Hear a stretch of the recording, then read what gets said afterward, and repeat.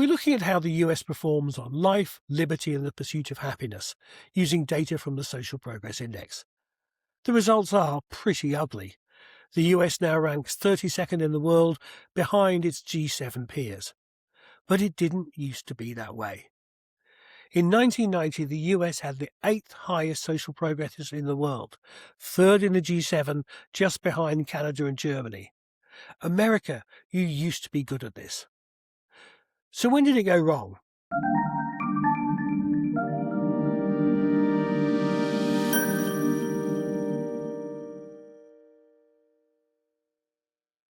The first phase, from 1990 to 2010, the US shows slow and steady improvement on social progress by about 5 points in total.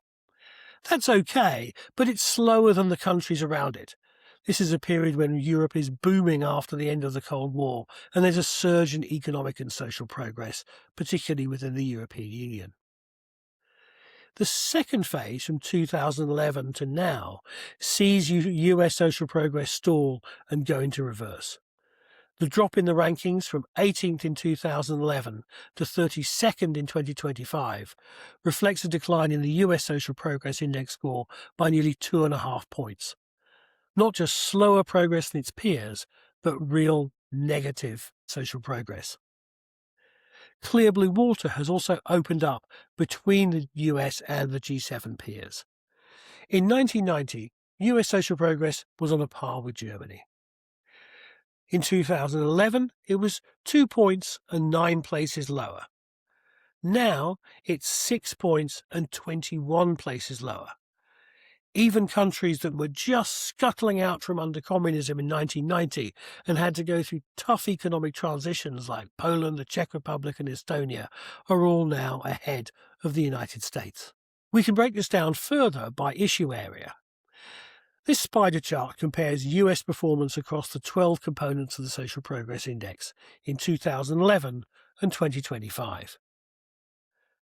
This shows that the biggest deterioration of life for Americans has been in liberty, rights, freedom, inclusiveness and advanced education. But the life measures have also suffered as well. Housing and safety have got worse. So too have the pursuit of happiness measures.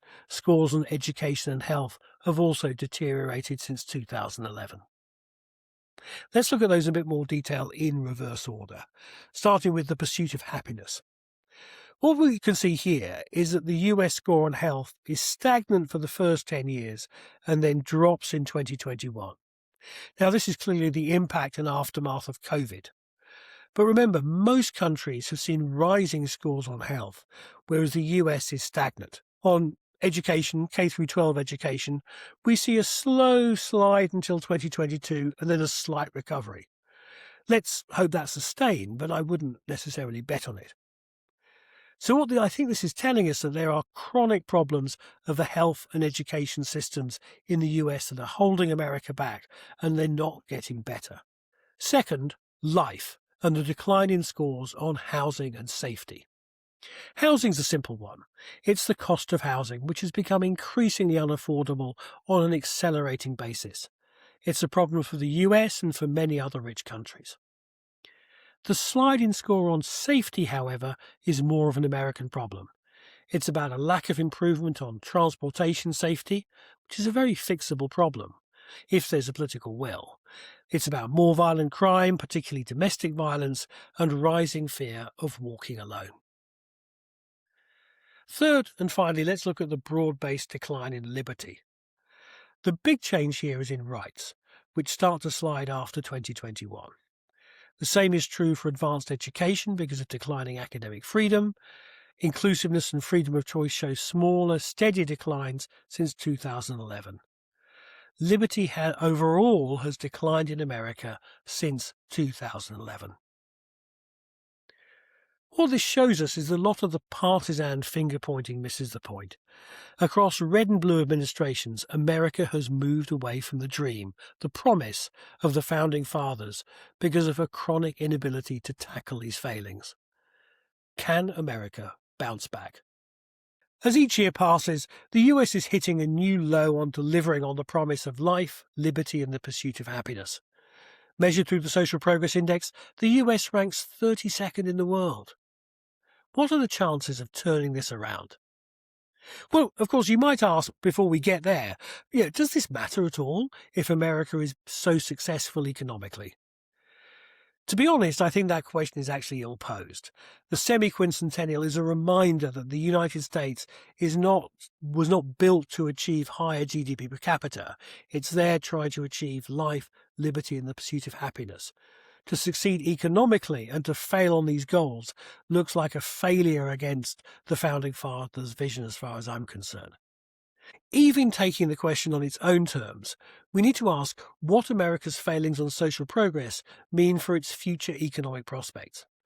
Our lead academic advisor on the Social Progress Index, Professor Michael Porter of Harvard Business School, pioneered the study of economic competitiveness.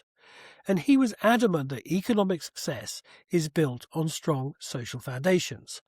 And he saw America's struggles with social progress as a threat to the US economy. You can't deny the entrepreneurial dynamism of the US, and the demise of the US as the leading economic power have been predicted before. But are you really sure that declining social progress won't undermine wealth creation? So, what can the US do to turn this around? What are the chances of the US turning it around? Now, that question is actually hard to answer because there are no analogous cases of wealthy countries experiencing such an extended period of social progress, stagnation, and decline. The fact that no one's been there before is not a good sign. And also, size doesn't help. Smaller countries definitely find it easier to achieve high levels or big improvements of social progress. Also, the federal system of government makes change at scale hard. The US, you could say, is a supertanker with a very spongy rudder. And the list of challenges is daunting.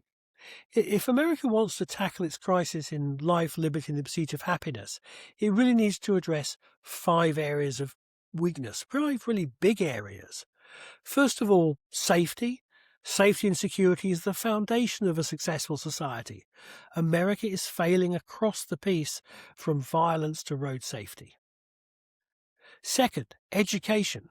The school system is not competitive.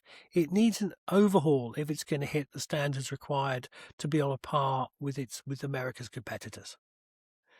Health. This is an area where there's something fundamentally wrong, given the cost and the outcomes. Love it or loathe it, Obamacare seems to have only scratched the surface of problems that run much, much deeper. It's going to take a huge effort to turn this around. Fourth, housing. It's a problem the US shares a lot of rich countries. The cost of housing is crushing people. Now, some countries do seem to have solved this problem. America needs to be one of them. And number 5, rights. From the freedom of the press to freedom of academia to freedom of assembly, the US is on a negative path. Other countries are too. But if the US is the home of liberty, it really needs to turn this one around. We don't know the future. We don't know whether America can turn the situation around. The question that we should all be asking is, are your electoral candidates offering solutions to these problems? I hope so. I hope we can come back at the next big anniversary and celebrate America achieving an A grade on life, liberty, and the pursuit of happiness. Thank you for watching. Am I too harsh or was I too lenient? Please do let us know.